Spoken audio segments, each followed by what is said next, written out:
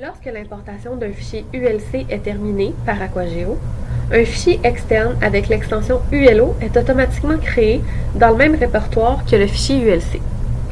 Il s'agit d'un fichier de texte qui représente pour chaque matricule l'information sur l'importation. Nous allons ouvrir ce fichier avec Excel afin de faire quelques validations.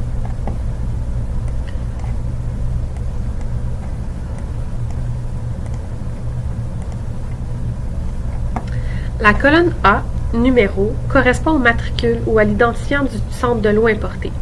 Le nœud I est le nœud Aquageo sur lequel la consommation a été imposée. La colonne C représente la distance entre le centre de l'eau et le nœud Aquageo sur lequel la consommation a été assignée. Finalement, la colonne D représente la valeur de la consommation assignée au nœud. Afin de faire quelques validations, nous supprimerons la ligne vide et nous créerons un filtre dans la colonne B.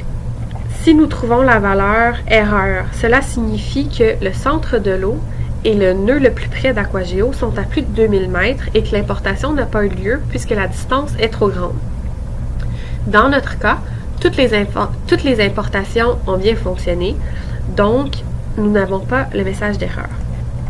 Par la suite, on peut vérifier la distance entre les centres de l'eau et l'endroit où la consommation a été importée. Si les distances sont de plus de 400 mètres, il est recommandé de valider pour s'assurer que la consommation a été assignée au bon nœud. Dans notre cas, la distance la plus grande est de 105 mètres. On peut donc considérer que toutes les consommations sont assignées au bon nœud. Finalement, une validation rapide et facile est le total des consommations importées dans Aquageo. Donc, le total que nous avons est de 31 mètres cubes par jour dans le fichier ULO. Si on retourne au fichier ULC que nous avions au départ, le total des consommations était également de 31 mètres cubes par jour.